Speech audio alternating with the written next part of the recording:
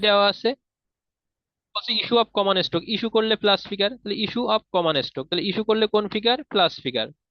Financing অ্যাক্টিভিটিসে অবশ্যই যাবে। Payment করলে অলওয়েজ পেমেন্ট ডিভিডেন্ড, ডিভিডেন্ড কোন figure?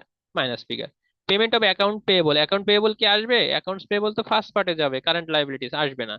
Issue of bond, bond debt debenture, তাহলে ইস্যু অফ বন্ড, ইস্যু করলে কোন ফিগার? ইস্যু করলে হচ্ছে প্লাস ফিগার, অবশ্যই আসবে। পার্চেস অফ ট্রেজারি স্টক অবশ্যই আসবে থার্ড পার্টে।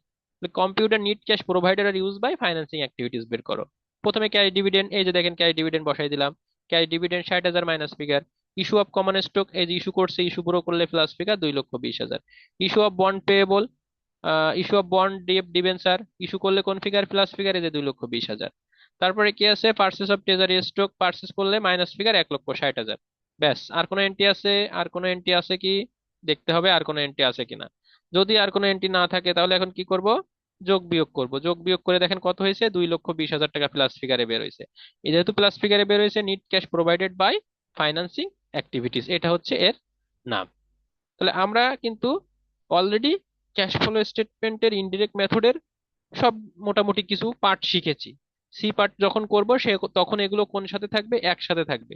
এই একসাথে থাকার কারণে আমাদের একটু গোজামিল হয়ে যাবে, সেটা যেন না হয় তার জন্য আমি আগামীকাল সি পার্টের একটা অঙ্ক করাবো সুন্দর করে। সেই অঙ্কটা আপনারা অবশ্যই ধৈর্য সহকারে করবেন আশা করি। ধন্যবাদ। কোনো প্রশ্ন থাকলে করতে পারেন।